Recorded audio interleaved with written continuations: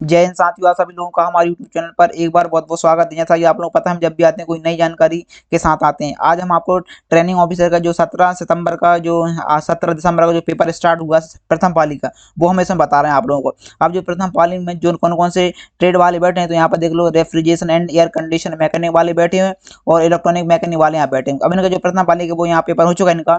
ठीक है, अब जो क्वेश्चन कौन कौन कौन से क्वेश्चन आए इसमें, जो बच्चों ने हमें बताए, हमारे स्टूडेंट जो गए थे पेपर देने, उनका एग्जाम था प्रथम पाली में, उन्होंने हमको क्वेश्चन बताए हैं। तो जो कौन कौन से क्वेश्चन इसमें आए वो हम आपको बताए थे। इसमें जो रीजनिंग है, मैथ है, कंप्यूटर है, साइंस है, जीके, तो इसमें जो क्वेश्चन बहुत सारे क्वेश्चन आता है। यदि आप लोगों ने नहीं पढ़ा तो आप लोग पढ़ लें। और मैं बता रहा हूँ, आप जो क्वेश्चन अभी आ रहे हैं इनसे ही संबंधित, आप मान लो कोई उनने पूछा विटामिन से, तो विटामिन ए का, तो कल को विटामिन बी का नाम पूछ सकते हैं, विटामिन डी का नाम है, कौन सा रोग होता है, तो ये क्वेश्चन पूछ रहे हैं। तो आप लोग वही का वही पढ़ लेना, पूरा पढ़ के ना आप लोग। ठीक है, चलिए हम बताते हैं किस तरह का ये निकला होगा। यदि आप लोग हमारे चैनल पहली बार आए तो चैनल को सब्सक्राइब जरूर कर लें, ताकि हम जब भी आपका जो 18 तारीख का होगा या 17 का जो सेकंड शिफ्ट का होगा, या जो अभी जो आपको 24 तक होने वाले पेपर, तो हम सभी पेपर के बारे में आपको एनालिसिस करेंगे और पूरा बताएंगे क्या क्या उसमें पूछा जा रहा है और किस किस आपको क्या पढ़ने में हेल्प मिल जाएगी, सहायता मिल जाएगी, तो कहीं ना कहीं आपकी जॉब लग जाएगी। तो हमारा उद्देश्य है कि मध्य प्रदेश समझ कहीं ना कहीं जॉब करें, कहीं ना कुछ रोजगार से लग सकें। तो सबसे पहले जो कंप्यूटर क्वेश्चन है आप पूछे गए, आप लोग देख लो यहाँ पे।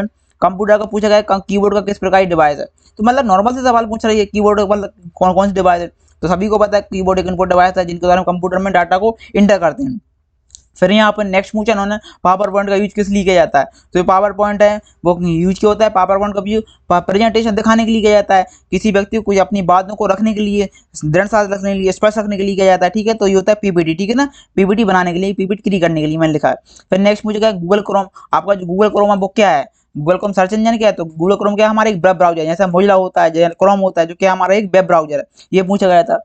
फिर नेक्स्ट क्वेश्चन यहाँ पे हमसे पूछा गया, एम एस एक्सएल में को टेबल बनाने में शॉर्टकट किया, वो एम एस एक्सएल होता है, उसमें यदि टेबल बनाना है मुझे शॉर्टकट किया, तो उसकी शॉर्टकट होती है Ctrl+T, ये आपको ध्यान रखना। मतलब इतने नॉर्मल सवाल क्वेश्चन पूछ रहे हैं ये, कि कहीं ना कहीं आपके यदि आप लोग पढ़ के चले जाते हैं अच्छे से, आपने पढ़ा होगा 1 महीने के अंदर, तो कहीं ना कहीं आप लोग इसमें कर आएंगे। चलिए अब नेक्स्ट क्वेश्चन यहाँ पे, ये कंप्यूटर के अभी मेरे इतने क्वेश्चन मेरे पास आए हैं, और यदि कुछ भी आते हैं शाम को टाइम आते हैं तो मैं आपको बताऊंगा नेक्स्ट चैप्टर में। ये फर्स्ट वाली कभी मेरे इसने आया। फिर नेक्स्ट क्वेश्चन है जीके के। जीके का हमारे पास भी क्वेश्चन आ चुके हैं यहाँ पे। अब यहाँ पे कोई क्वेश्चन पूछा गया था, विजय हारे ट्रॉफी 2022 किससे संबंधित है। तो ये पूछा गया, तो यहाँ पे जो आप बता सकते हैं यहाँ पे, तो सौराष्ट्र ने विजय हारे ट्रॉफी जीत ली थी। क्वेश्चन है जी सौराष्ट्र। ठीक है, ये महाराष्ट्र, ये फाइनल में महाराष्ट्र को 5 विकेट से हराया था महाराष्ट्र में, तो ये उन्होंने पूछा था। तो हमारा क्वेश्चन में इसमें आंसर था हमारा महाराष्ट्र। ठीक है, तो ये लगाना था। और इसमें पढ़ लो, सौराष्ट्र के खिलाड़ी सोल्डन जैक्सन और चिराग जानी चमके चमके सोल्डन जैक्सन 133 रन से बनाकर यहाँ पर नाबाद रहे। अब नेक्स्ट क्वेश्चन पूछा गया था यहाँ पर, एक क्वेश्चन आता है चौसा का युद्ध संबंधित आया था।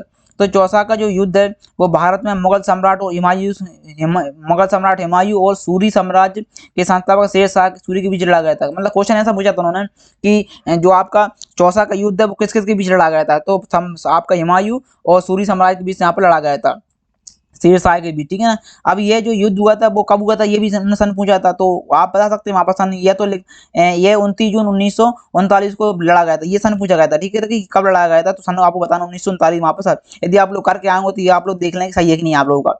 फिर नेक्स्ट पूछा गया था कि चटकोरा नृत्य का संबंध किससे है, किस जाति से चटकोरा नृत्य।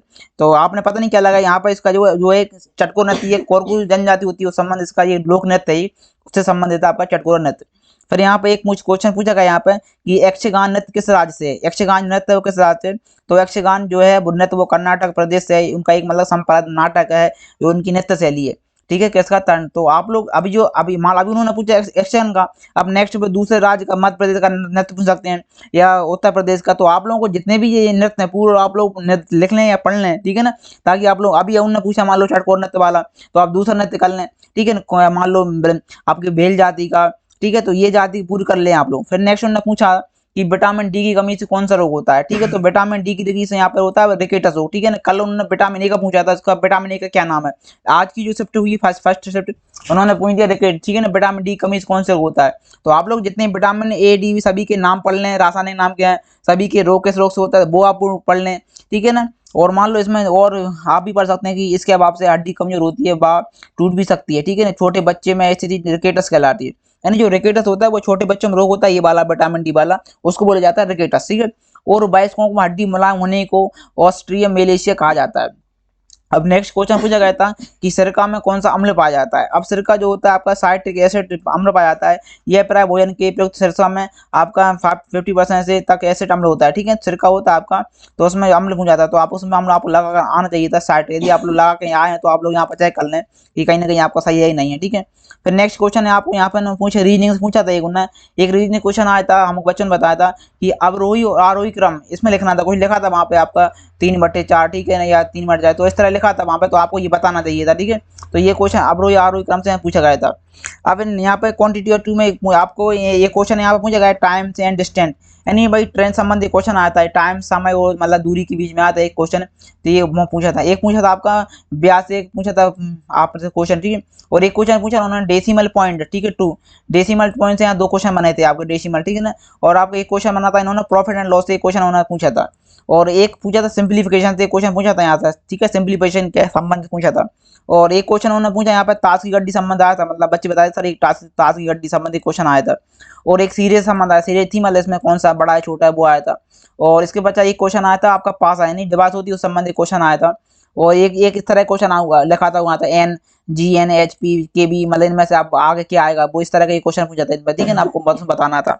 और एक क्वेश्चन इस तरह का आया था जेड से एक्स से बड़ा है और एफ एक्स में बड़ा है, तो परंतु जितना एफ PF से बड़ा है परंतु एक व्यक्ति से छोटा है, तो सबसे बड़ा कौन है, इस तरह के क्वेश्चन आया था। ठीक है, तो इस तरह के क्वेश्चन आ रहे हैं, अभी मेरे पास नहीं मिले हैं, अभी जो नेक्स्ट जैसे ही मुझे मिलेंगे मैं आपको तुरंत ही बताऊंगा, और मैं भी उन बच्चों से स्टूडेंट कनेक्ट हूँ जो पेपर अभी दे रहे हैं या जो दे चुके हैं फर्स्ट वाली में, और अभी आपको हम हर डेट में हर ट्रेड का आपका पूरा बताएं, क्योंकि हम हमारे जो बच्चे हैं ITI में अभी पास हो चुके हैं, तो कहीं ना कहीं वो एग्जाम दे रहे हैं, सभी ने फॉर्म भरा है, और पूरा हम आपको बताएंगे, और अभी शाम के टाइम हम बच्चों से बात भी करवाएंगे आपकी, जो बच्चे एग्जाम दे के आएंगे।